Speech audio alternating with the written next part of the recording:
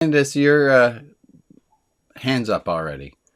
Good morning. Yes. This is the Saturday service. I'm glad that you're here. I'm glad that I'm here. Candace, you have your hand up already. Do you have something you want to add in before we even begin? Well, yes, just on the question on how to reduce the need to control. It's just Oh, to, okay. yeah, um, it's just to realize that you can't. You Okay, can only so if you're control. just we're just starting the part where it gets broadcast to Facebook and to I YouTube. understand. That's So why I sort of recap the you're good. question. So I want to just explain to them the question we were muttering about for a moment was how to reduce our need to control. So we were contemplating that. Hi Karen, hi Carol, hi Joe. Glad to see you guys. Hi Chad, hi Lisa. I am joined by a whole cacophony of people. And hold on. There's the cacophony of people. Wave, people. Say hello. Morning. Hey, Good morning. morning. Glad you guys Hello. are all here. I want to start with an apology of sorts. Last week, Religion Outside the Box Unitarian pastor intern Lori ran the service. I was in Buffalo, New York, celebrating a 75th birthday party, and that was at last Saturday night. Last Saturday morning, I was in Buffalo, had breakfast with my brother-in-law and the kids, and we had a great time. We got back to our Airbnb at 11:05 or so, which was 5 minutes, which was around now, a week ago. And I thought to myself, well, I have some free time now. I know. I'm going to go join that service that Lori's running because I want to be with my people. Like, y'all are the people I want to be with on Saturday morning. So I decided to join in. But before I joined in, I thought, oh, Lori's running the service, and it's her first time running the service without me there. I don't want to log in with the name Rabbi Brian. So I just logged in under the name Brian, and I turned off my video so that it just said Brian on the screen. It didn't say Rabbi Brian. And I thought this was a great solution. Well, dear ones, it's a cautionary tale. Hold on a second. The meaning of communication is in the response elicited regardless of intention.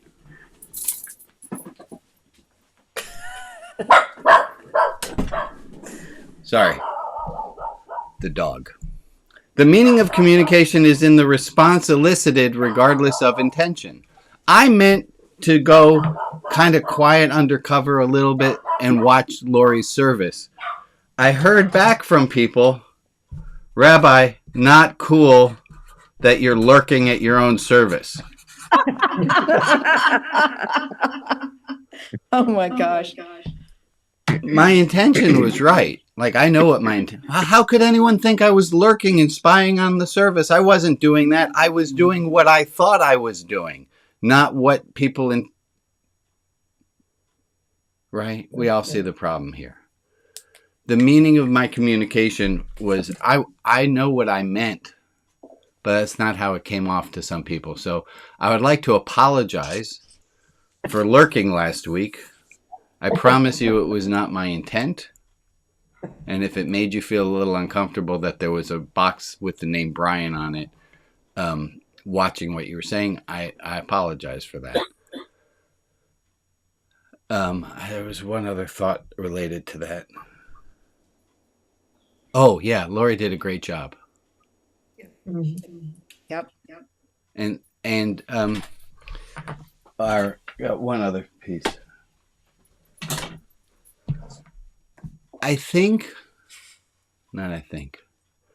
My job as a religious leader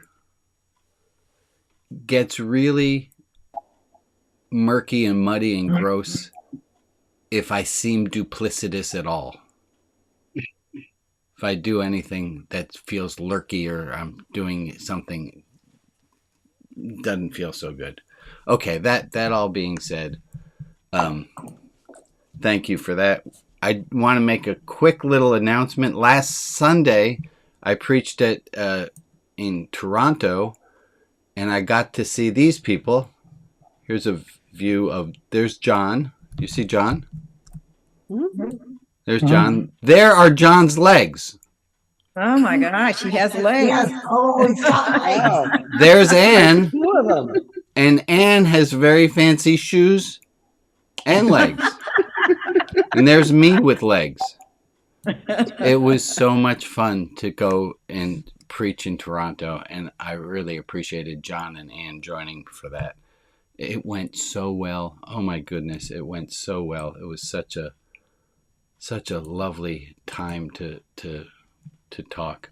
I'm going to make another announcement. Oh, and I got to see this photo's really more for me than for you. I got to spend time with Greta Vosper in her back porch. Oops. Oh, gee, that's nice. Lucky. We had you. such a good time. Right there, this is de-alcoholized wine, which I'll tell you, just buy grape juice. This was awful. And then I had one other thing I wanted to show you guys, and then we'll jump into the service. Ta-da! Do you know what that is? That's the book on Kindle. Oh, cool. Oh, Would neat. have been my first guess.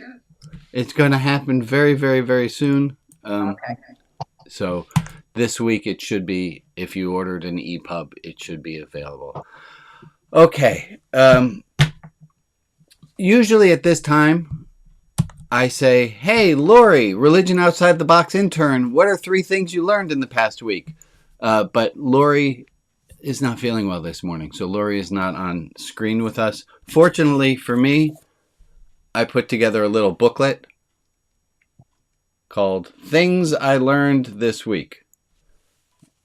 And I put a few little things that I learned as I learned them in. So we're going to do a substitution change. Instead of Lori doing, here are 3 things that I learned in the past week, and instead of me telling you things that I learned in the last week, I'm going to ask you, because you're here, and let's see if we can't get 3 things that were learned in. Did anyone, is it their first week on Earth? Anyone first week on Earth? We've all been here for a while. Good. Well, I'm hoping that you learned something in this last week. Maybe there's a moral to the story, a little something that you learned in the last week that you'd want to share with the group. Now, last week we had some people at the ready for that. Janet, I appreciate you. Go ahead. What did you learn in the last week? What's one thing you learned that you can share? There is false comfort in underachieving.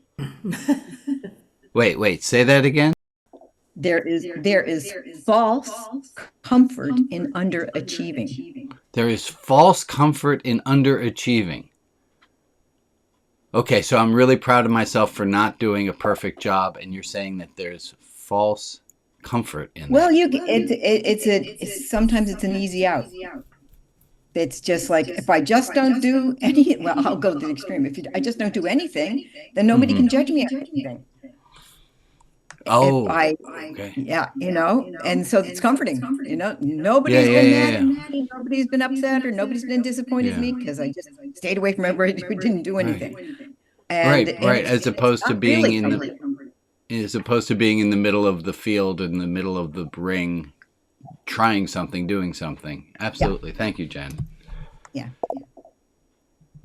It's scary to do things like Janet just did by volunteering herself to tell us something she learned in the last week. That's vulnerable to put yourself out there. It's much easier to be one of the other 41 boxes who isn't saying something, because then you're safe. So Thank you, Janet. Janet, if you would like a sticker, I restocked myself with stickers. Send me your address and you can get a sticker of your choice. Okay. Somebody else, what's something else you learned in the last week? Moral of the story.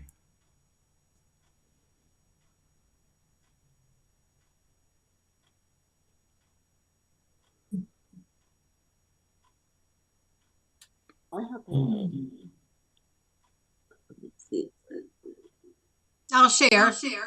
Go for it. Yeah, I learned, it kind of bounces off that I'm doing better than I think I am. What I mean is I don't notice or give myself credit for some of the things that I'm doing well. And I learned this week through some interaction with some other people that, I really am doing That's well. lovely, Missy. Doing something that. Just quick question, show of hands. How many of you hold on to the score of the things you did wrong more easily than you hold on to the score of the things you did right? So basically, all of us? Yeah, thank you, Missy. That's an interesting thing that we hold on to what we did wrong more than we hold on to what we did right. If that's true, come up with a suggestion, a moral of the story. Hold on, I have a dog.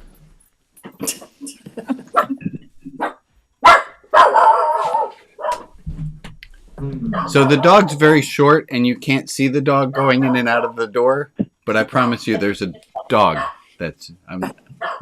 Ron Braithwaite, what do you got, bud? Oh, sometimes the best way to defend yourself in a hostile situation is to be vulnerable. Oh, can you give an example, Ron? I don't want to. Okay. Okay. That's not I being had a vulnerable. thing. Sometimes being vulnerable can really disarm other people. Actually, yeah, to say I don't want to do that is to be vulnerable. Yeah. Thank you, Betsy. Absolutely. Ron, full points all around. Good work. I did a thing this week, just yesterday, because, I don't know when I pray, I don't know how to pray very well. And I write notes to God. Well, I didn't write a note, but I don't know what to call God. So I just called him, said God, or Goddie, or whatever your name is. I don't know what to do about Teddy, my dog. There's some decisions that I have to make, and I don't know what to do. That's it. I'm just leaving it in your hands. Now, see, that's not a very good prayer, but that was my prayer. And you know, then I forgot all about it. Well, in the afternoon, I figured out one of the solutions to this problem that I had, and I realized, yeah, I guess God, or whatever his name is, her name is, help me. Yeah. I figured it out between What's the two of us. amazing is that the very act of writing the thing down let go of it. Yeah, that's what I had to do, is let go of it. Yeah. It reminds me, Emily, of a joke. May I tell you? Well, I'm asking permission. I'm going to tell it. What kind of person would you be if you said no? Can I tell you a joke? No. So the joke is the guy's driving. He's late to a meeting, a very important meeting, and he says, God, please help me find a parking spot. And there's not a spot. There's not a thing. And then he says, God, please help me find a parking spot. I'll turn my whole life around if. And then just a car pulls out, opening up a giant spot for him right in front of where he needs to be. And the man says, never mind, God, I got one.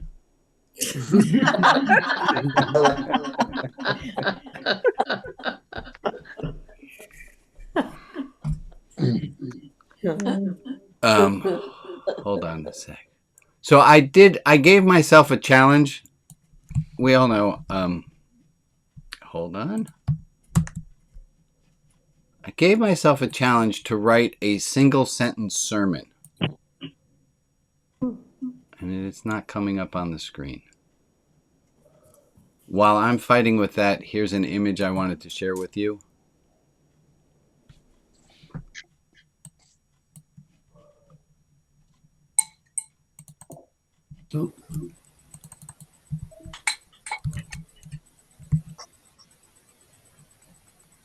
Yes? Everyone got really quiet. I like that. Your feelings will fluctuate, your well-being will fluctuate, your performance will fluctuate, your worth will not.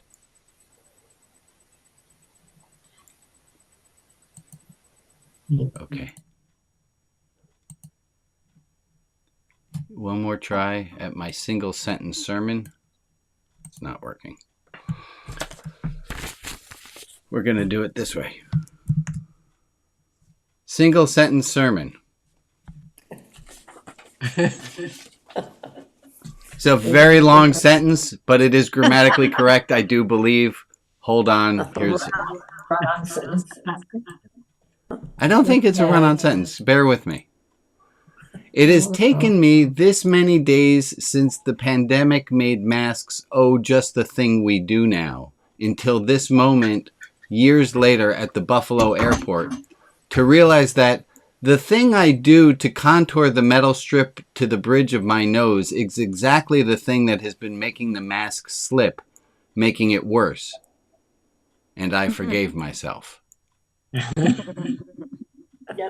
That is a run-on sentence. Somewhat, but yeah. Let's leave grammar to the Nazis. It's taken me this many days since the pandemic made masks, just the thing that we do now, until this moment years later at the Buffalo airport, to realize that the thing I do to contour the metal strip to the bridge of my nose is exactly the thing that has been making the mask slip, making it worse. And I forgave myself. Okay, that's just me flexing my fun with words. Did you celebrate that you figured it out? I celebrated that I could make it into a one-sentence sermon. A little extra proud of that. But self-forgiveness, right? My mask always falls.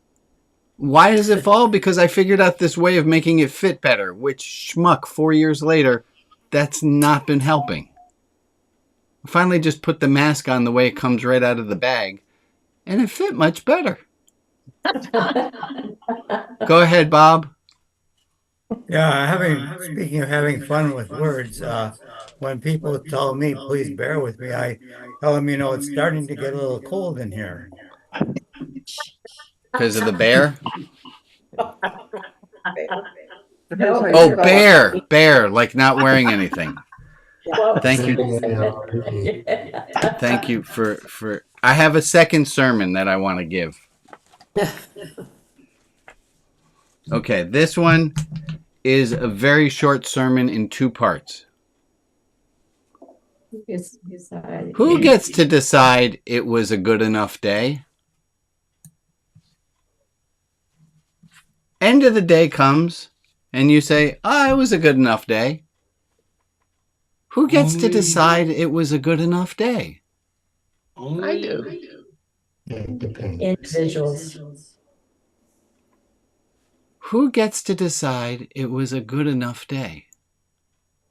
We do. You. I do. Right? I think, does anyone have an answer other than me? Not me, but for yourself, me. Yeah, it depends. Go ahead, help me out, Harold. If you're just having a day, kind of with no really goals or any to-do list, then yeah, okay. But if you have a to-do list and somebody else is depending on your to-do list and you don't make it, then I don't think it's a good enough day. But who? I agree. From you disappointed somebody, Right. But maybe they were asking you to do something you couldn't do, and it was a good enough day because you set a boundary. Or it's a good enough day because you... Go ahead, Howard. Why would I volunteer to do something I couldn't do? That's a good point. Okay. I don't know. Let's hear from Jack and see if we can make some more sense out of this. Who gets to decide if it was a good enough day? Go ahead, Jack. Well, you yourself, especially if you've done something that pleases somebody. Okay, I'm going to institute a new rule. Let's go back to trying to speak first person singular. I, not you. Jack, can you give that another role with I instead of you? When I've done something and my experience of doing that has pleased somebody. So I can say it was a good enough day because I pleased one. There was a T-shirt that used to say, "I pleased one person every day, not your day."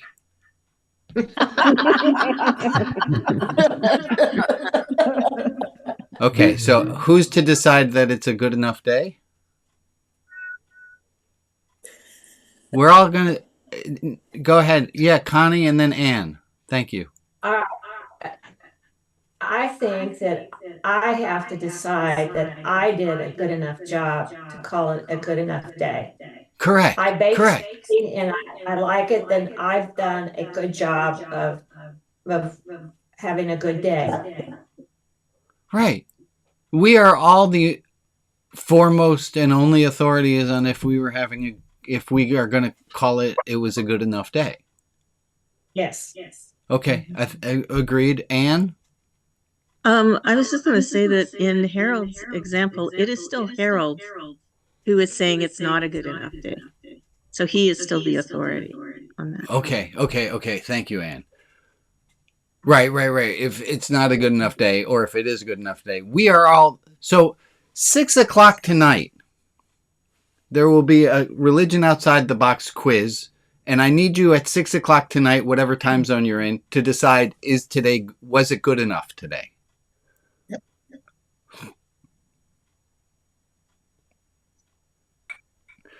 We're going to bump this up one step. See where I put the blue pen? That was to cover over something. We're bouncing it up to who gets to decide if it is a good enough day. You. Who gets to decide that it is? Not at 6:00 tonight looking back at it, but who gets to decide this right now is a good enough day? Connie, you got your hand up? Deciding it now. Hold on, Rob. Let's go with Connie and then Rob. Each individual gets to do that. It's not a we or all, it's individual. So I get to decide that it is good enough right now. Yes, you do. You can do that. I think I have the ability to do that. I'm not sure I do it well. I'm not sure I do it all the time. Go ahead, Rob. You only ever decide in the moment. Yes. Can I decide? Well, can I decide at this moment that it is good enough? This brings us back to our talk about enoughness that we did. You only ever get to decide now. Right. Whenever now is. Yes. Go ahead, Dolly. Sometimes setting that intention as we go makes it a good enough day. So in other words, I say today is going to be good enough. Exactly. I get to choose right now whether this is a good enough day. Don't I? Yes. Go ahead, Harold, and then Derek. Or Connie and then Derek. Yeah, I already talked. Okay, your hand was still up. It's all good. Go ahead, Derek. You're on mute, Derek. I'm just sitting here thinking as we're having this conversation, that at least over the last 10 years, I haven't had a day that I didn't think was a good enough day. That's a beautiful thing, Derek. And I don't say that to say to kind of gloss over anything. It's just the way it is. Yeah. Could we use a little bit more of "it's a good enough day" right now? Because I have a plan if that's the case. Otherwise, I have no plan whatsoever. No. I have... if we all want to make this right now a good enough day. Yes? Yes. Yes. How we go about doing it. So I'm going to add to my word letters here.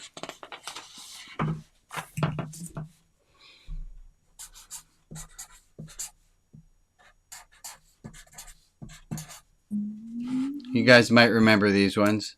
Small, medium, large, and then we PP. This was a letter. These were the ladder of intention. We talked about this a long time ago. The first one, anyone remember it? Oh boy. It should. Yeah, should, might. Yeah, it should, might, like. Right. Will. Want or will. Plan. And promise. And promise. Michael, you can bring me more. Yeah, I remember that. I should be content. Rabbi, it was his birthday last Sunday. Go ahead, say it again, Marilyn. Speaking of Derek and his good days, it was his birthday last Sunday. Oh, happy birthday, Derek. Thank you for telling me, very Marilyn. much. Derek, for Thank your you. birthday, we have a tradition here, which is you can either have your birthday with or without us singing. And that's our present to you as we follow your wish. Would you like with or without singing? Well, I'm a music person, and when I listen to music on where the hell are we? Zoom, it never sounds very good. So Oh no, it's awful. So you're gonna pass? I'm gonna pass. Okay, so let's just text. You see what we're doing there is we're modeling asking people what they want and then giving them as best we can what it is that they want, not what we want for them. So happy birthday, Derek. Glad you're here. All right. Should, might, like, want, plan, promise. The topic is... No, I lost it. Oh, good enough.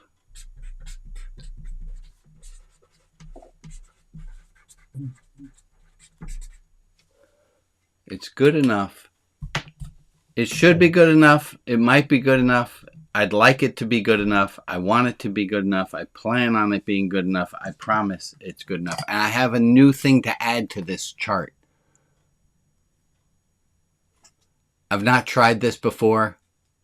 Let's see how this goes. Throughout all, we talked in the past about how we go from one to the next stage by stage. That wanting to feel content, we want to feel like that's enoughness, that we go step by step. And I have discovered in this last week a new tool.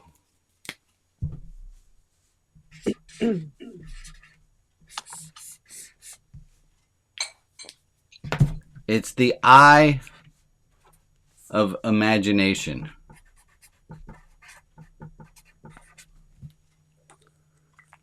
So instead of going didactically one at a time, should, might, like, want, plan, promise,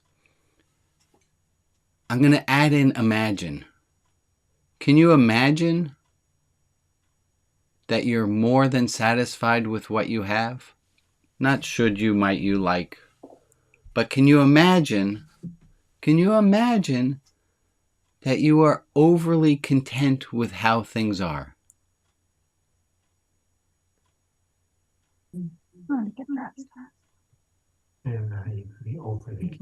I know what's overly. I don't know. But I heard a few little whispers of we like this idea. Folks, Yep. I'm new here. Your feedback is always appreciated. Okay. More than more than you are. Can you imagine what happens when you give yourself a moment to imagine that things are good enough? Does that give you a toehold? It does for me. I understand that I get a little bit of a toehold when I say I can imagine that I'm happy. I can imagine that I'm more than content. Go ahead, Ray, and then Janet, and then we'll see where we go. Well, I think you can be satisfied, content with parts of your life, but not the whole thing. And I think you have to be able to pick and choose which of those are important to you. And I don't know anyone who's totally and completely satisfied or content with every phase of the I got you, Ray. Can I change it to I'm satisfied at this moment?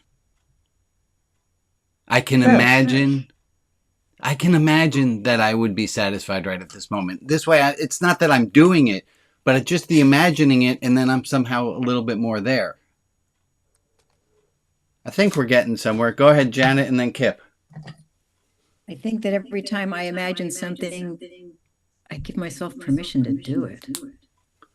Can you imagine? Yes. If you can imagine yourself being content in this moment, you all of a sudden, the picturing of yourself doing it. If I imagine myself doing it, it makes it easier to do. It's not as much of a leap. I get what I'm saying. I'm not really sure it's coming off. Go ahead, Kip, and then Ray. I think you're absolutely on something. You've got to imagine before you can create something. If you can't imagine it, you can't create it. Yes. That the imagination is the key to creating it. It opens the door. Creates a space. I love that. Okay, so that being said, what would you want to imagine right now?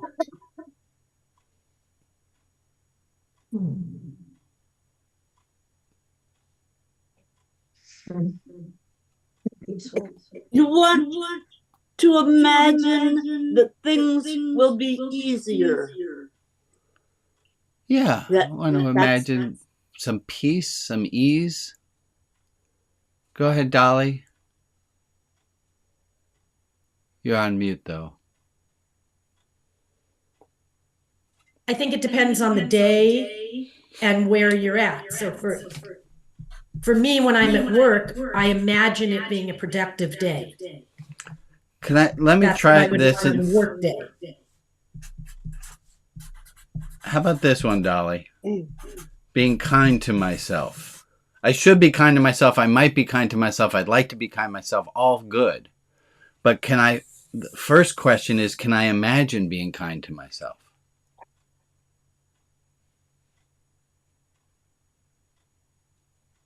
If you can't, you're in trouble. Yeah, I can imagine it. It's just a new concept. Okay, I'm going to tell you, I think I've been unconsciously, unduly influenced by a review that Mark Sandelin, he's a minister and one of the heads of progressive Christianity, he wrote this about me. He said, Rabbi Brian is the answer to the question, what would you imagine Willy Wonka would do if instead of being enamored with chocolates, Wonka cared about religion?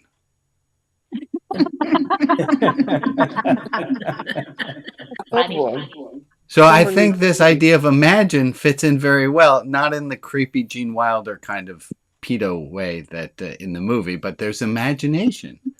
That if we can first imagine ourselves being able to be kind to ourselves, being able to be kind to others, if we can first imagine it, then we can get there. Yeah. Yeah. Okay. We're gonna first. I'm gonna take a moment and look at all your faces. Hi. Good morning. It's good to see all of you.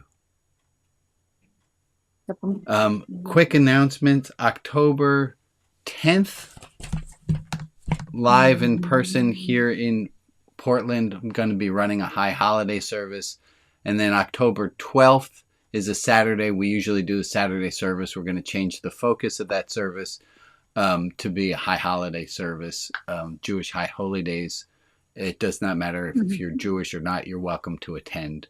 We'll be doing some of the themes of the Jewish high holiday service. I will be broadcasting it from the tent in my backyard because I'm a biblical literalist at moment that please me, and I like to dwell in my tent on Yom Kippur. What day? That will be October 12th is Yom Kippur, the Day of Atonement. And the 10th for the local one? Yeah, 10th is going to be local BYO chair. It's going to be outdoors. We're going to be in Grant Park. Other announcements to make. We got pictures from our friend James of the Pledge of Peace that he ran. He wanted me to share these photos with you. They had hundreds of guys who were all pledging to be peaceful. Photos are not the greatest, but you get a sense of everyone coming together. So good news on that. Other announcements. Hey, folks, I don't know if you remember this. It's okay not to be okay. Yes. It's okay not to be okay. It's okay not to be okay. And its corollary. It's okay to be annoyed. It's not okay to be a jerk. I busted out the script handwriting for that. That was good. If you would like to be in contact with each other between services, please, Maria or Alex, are you able to put the link so people can sign up to be on the contact sheet? Thank you so much for doing that. And then Maria, thank you for reminding me. Oh no, wait. I want to put that on the screen. I can't. Here. Rabbi Brian would like to know if there's a topic you want discussed or revisited. Please send RB or me, being in this case Maria, a note or Facebook. We want to hear your voice. I had an idea last night related to that, which is if you have a niece or a nephew, and just so you guys can know and you can be on the woke train, the proper gender neutral term for niece or nephew is nibbling. I just love that word, nibbling. So if you have a nibbling, so here's what I said related to what Maria just posted. If you have a nibbling who asked such a great question that you wish you could hear Rabbi Brian's thoughts on, please tell me, what is that question? Did you have a wise-ass niece or nephew who had a religious question and you were like, I don't know how to answer that. Let's make that Rabbi Brian's problem. I would be glad to entertain those questions. Last announcement, following this in about 15-20 minutes, we will break into individual groups. There's the deep dive group, poetry group, politics room. There's the angry politics room, which we keep open just to remind you not to be an angry person in the politics room. If you wanted to be angry, you can go be by yourself in the angry politics room. And then there's the little rabbi's room. So I'm there. If anyone has a thing that they need to ask me question, I'm glad to, after the service, meet you there. Any other announcements?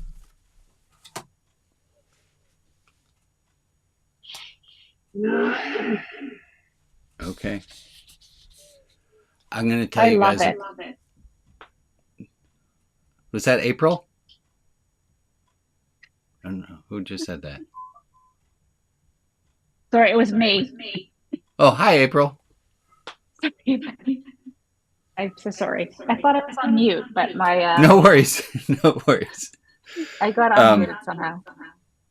No worries. We can put you on. Somebody can Please, mute yeah, up. please mute. Yeah, I'm on AirPods and somehow it turned on. No worries. You are muted at this point. I want to tell you guys a little story. It ends with something that I posted on Instagram. I posted a little piece of paper handwritten that said, once I started saying to people, I love you, I started to hear the phrase, I love you much more. Once I started to say to people, I love you, I started to hear the phrase, I love you much more. I'm driving with Annie. That's not true. I'm in the passenger seat. Annie is driving. She's 15. She is speakerphone talking to her friend, thanking her friend for, we just picked up a pair of cleats from the friend's house, and Annie's kind of proud of herself because she's never been on a speakerphone while driving. And anyway, Shouldn't be. Okay. We were practicing. And she says to Eleanor, I love you. And Eleanor says, okay, bye. And we hang up the phone. And Annie says, it's kind of funny. A lot of my friends don't say I love you back. And I laughed to myself. And I said, oh my God, kiddo, you are growing up in a really strange environment where we tell people we love them all the time. And I wonder, I remember my niece, she chastised me on the streets of New York because we were walking on 79th and Broadway, and somebody sneezed as we're walking across the street. This person sneezed, and I said, well, bless you. And Maya, my niece, said, Uncle Brian, you can't just go about blessing people. Like, you can't just do that. And I was like, yeah, I can. I have a hat.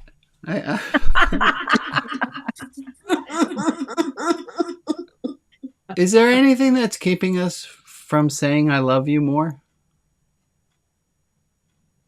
Ourselves. I think there are things. Yeah. People's responses. Yeah. I guess I'm worried. I'm wondering, can we open up a little more? It's only yourself. Yeah. I wonder if rather than people's responses, it's our expectations or our concerns about people's responses. Yes.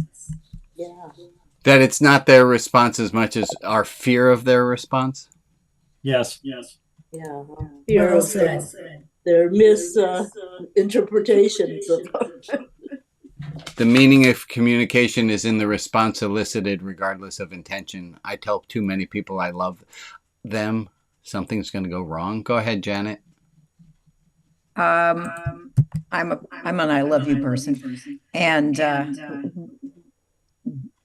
our family, it took a tragedy in our family to get people to start saying I love you to each other, because that's the way they were brought up. My parents were both brought up in very stoic families. You didn't show emotion, you didn't say stuff.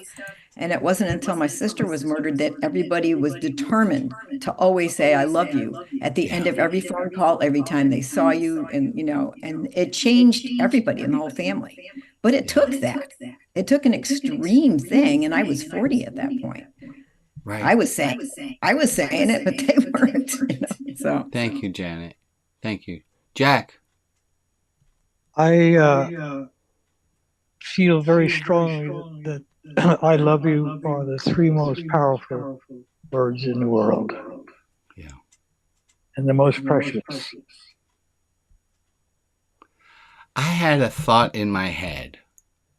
I don't know where it came from. It wasn't consciously put there, but if I said I love you, it was kind of my justification for not saying it.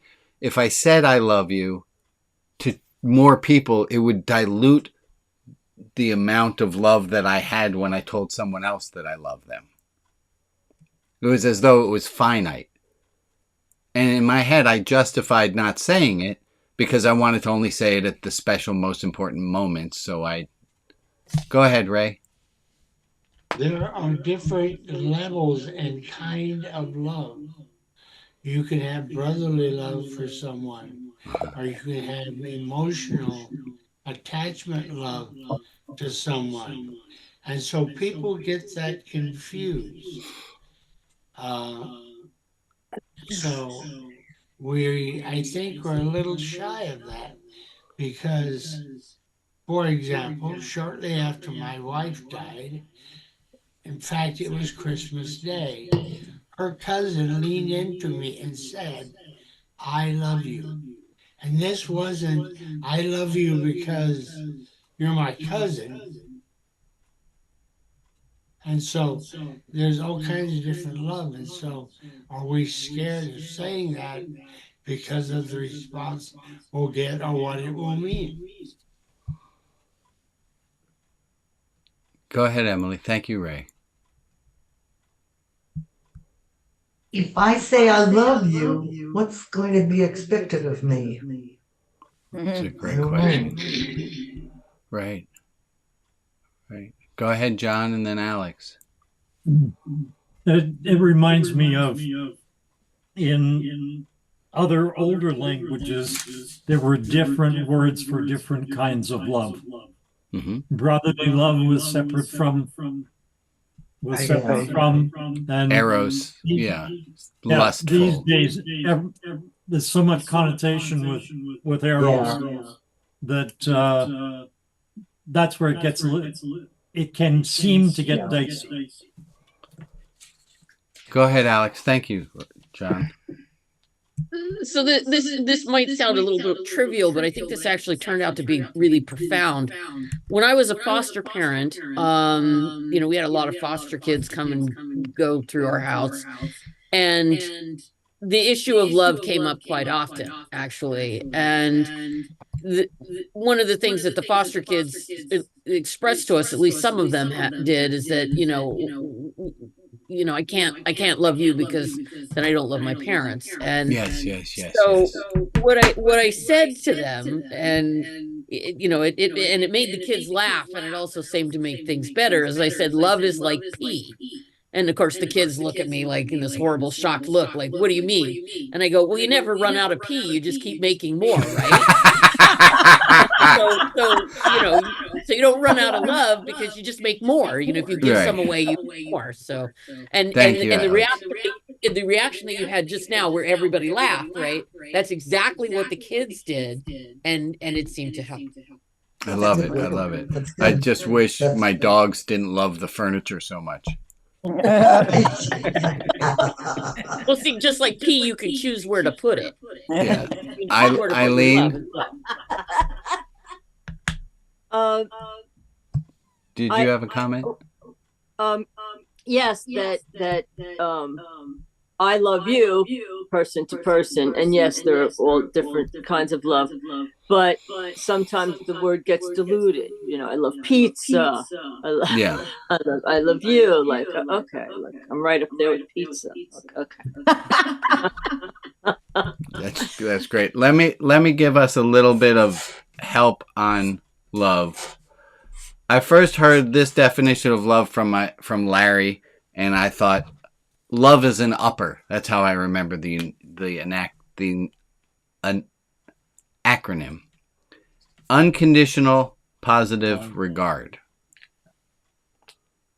Love is unconditional positive regard. This happens in therapeutic relationships all the time, where if I can show you unconditional positive regard and just assume that everything you're doing is in the best interests of everyone and you're trying to be of help, unconditional positive regard.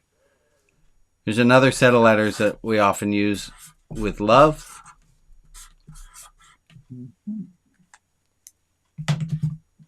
Do you remember these ones? SAUR? That this is the behavioral definition of love. That love involves seeing. Love involves acknowledging, acceptance, acknowledging, understanding, responding, and then response. What about sacrifice? Sacrifice might fit in there. I don't know. Well, it's a definition of sacred doing.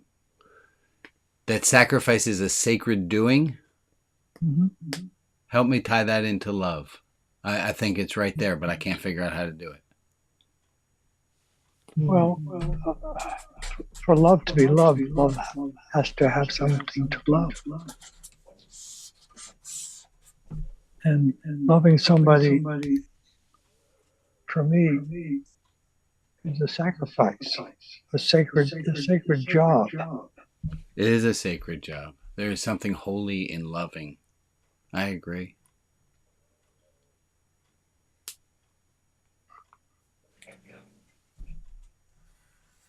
Seeing other people for who they are, accepting them for who they are, understanding that that's how they are, and then doing something about it. Definitely.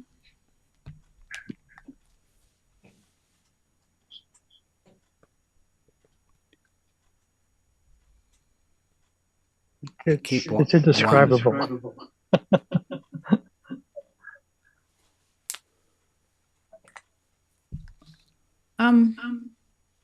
Go ahead. Yeah. We're talking about saying I love you. I think, because that can be written down, that can be, said out loud. But I think it's expressing more than anything else that you're expressing something. It's the expression of it that, you've got all this feeling and you say it, or you write it, or you show it. These are here. Show it. So it's all about expression. So that's the response end of it, is the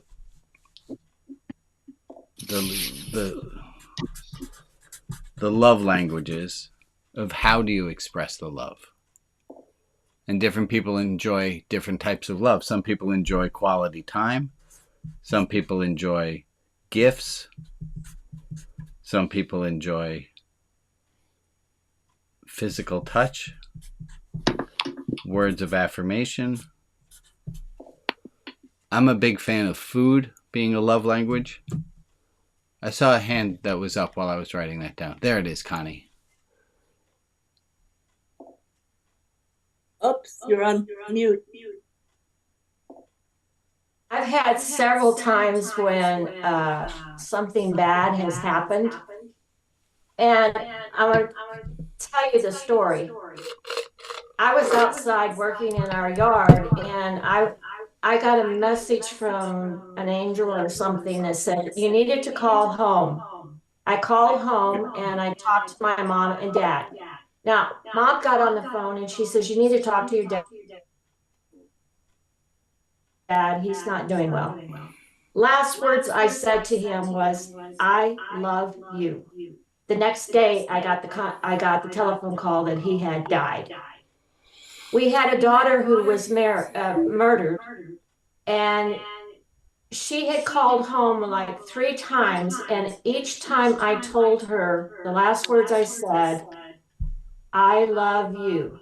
And I do that intentionally to all of the family members that I have, because I don't know the next day that they're going to be around.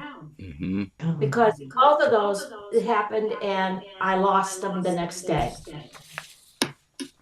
Thank you for sharing your heart, Connie. Thank you. That brings me to this Robert Brault quote. Hold on. XB.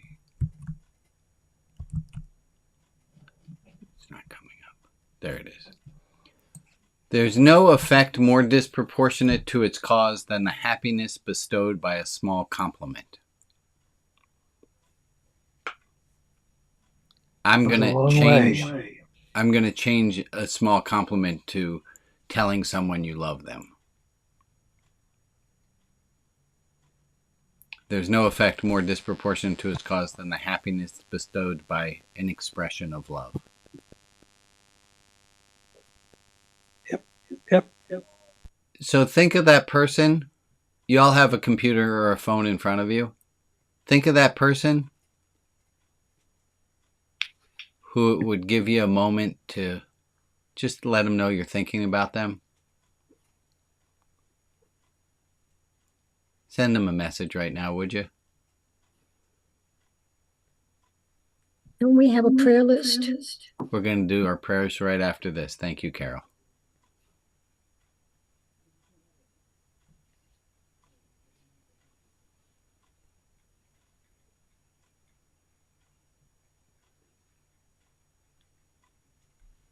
And I think while we're finishing this up, thank you, Carol, for the nudge. Maria? These are the people to whom we are sending light and love. Linda B., Francis, the Raphael family, Sander and Amethyst, Paul, Sheridan H., Ken and Joe, Ann M., Ned, Helen, and Darcia in spirit, the Romaine Gardner family, Carolyn Hyatt, Lorena, Yuval, and Rebecca, Bruna for healing, Judy Love and family, Teddy, Irma P., Darlene, Becky, and Kyle and his parents, Rich and Meg, Shirley W., and Marcella and her mother-in-law. If there is another person in our community to whom we can offer light and love, please put their name in the chat and I will add them to the list on Facebook. And for the people who aren't named but who are in our thoughts, we send them light and love as well. Thank you, Maria. Let's take a minute of time now.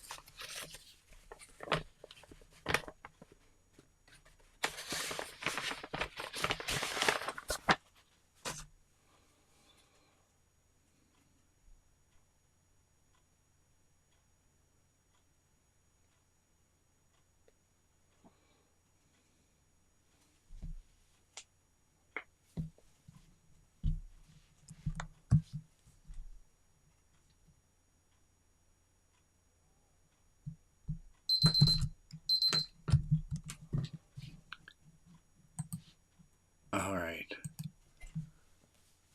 I think of this whole group and this whole service as an experiment in love. And that every week we come back to try to answer the question, what would happen if I allowed myself to be part of a group where we're prioritizing loving each other?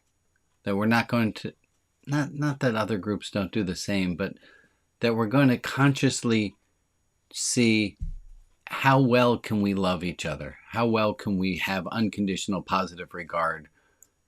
How well can we tolerate that person's annoyance, knowing that if we can tolerate it for 2 more weeks, we'll actually start to like that person? And once we like someone, so much easier. Thank you all for joining. Let me thank everyone for joining. I'm going to put everyone's faces up on the screen, and we'll say goodbye to our friends who are on YouTube and elsewhere.